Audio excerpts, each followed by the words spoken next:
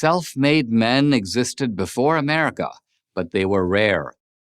After the American Revolution, they became much more common. They came from everywhere. They are still coming. Benjamin Franklin was and remains the prototype. One of his recent biographers, Walter Isaacson, put it this way: he was the most accomplished American of his age and the most influential in inventing the type of society America would become. Franklin's life, no less than his ideas, conveyed the indomitable spirit of both invention and, just as important, self-invention that define Americans and make them almost instantly distinguishable even today by people around the world. Born in Boston in 1705, the youngest son in a family of 17 children, Franklin was at various times America's leading scientist, inventor, diplomat, writer, and publisher. It's hard to imagine one person could accomplish so much in one life. He conducted early experiments in electricity, devised bifocal glasses, designed a new type of stove, organized lending libraries, formed Philadelphia's first fire department, and founded the college that became the University of Pennsylvania.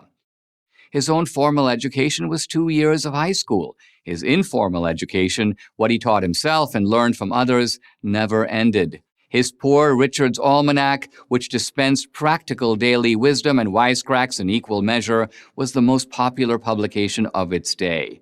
If there was something important going on, Franklin was in the middle of it. He was the guiding spirit of the American founding. He desperately tried to keep America out of a war with Britain, offering the British government every kind of compromise to avoid the conflict. But when his efforts were rejected and he realized separation from the mother country was inevitable, he threw his heart and soul into the revolutionary cause, the struggle for independence. As the American envoy in France during the war, he was more responsible than any other person in bringing the French to the American side.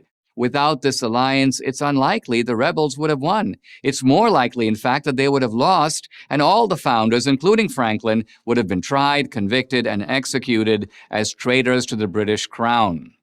When the new country won its freedom, Franklin, then in his 8th decade and near the end of his life, was again on center stage, helping to guide the quarreling delegates toward a new constitution, a novus ordo seclorum, a new order for the ages, he called it. At a low point in the great Philadelphia debate over the nation's founding document, when everyone, including Washington, was willing to give it up as a bad job, Franklin single-handedly saved the enterprise and revived the spirits of the delegates by summoning them to an inspirational prayer.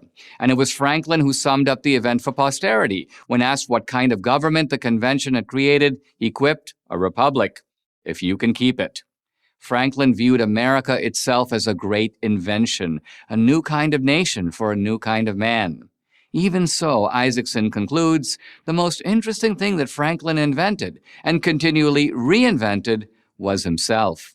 His brilliant autobiography reveals a polymath who was endlessly curious and endlessly and pleasantly surprised by life. He was also never quite satisfied in a way that is, again, quintessentially American. He sought to make it, whatever it was he was working on, better. So he saw construction workers with axes building a fort and timed them to see how long it took, inquired into the art by which native Indians conceal their fires, conducted experiments and published his observations on electricity. Franklin took this curiosity and turned it on himself. He viewed his own life not simply as a story of change, but rather as a continuing quest for self-improvement.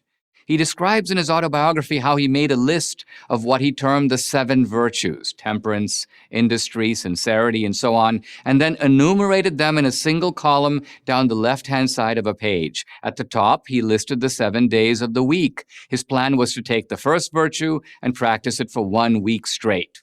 He noted his progress each day with a check mark. If he could practice a virtue for 7 days without a lapse, he reasoned he would internalize it. It would become part of his character. And as his life suggests, it worked. This wise, self-deprecating, life-loving man was an American original, and yet he was also the progenitor of an American type, one who follows his own path. Benjamin Franklin types from all over the world came in droves to America because this was the place where they could best pursue their passion. In America, class didn't matter, country of origin didn't matter, level of education didn't matter. All that mattered was talent, hard work, and luck. In America, you could make of yourself what you will, and you still can, just as Benjamin Franklin did. He is the original embodiment of the American idea of the self-directed life, an idea that still defines the American experience. I'm Dinesh D'Souza for Prager University.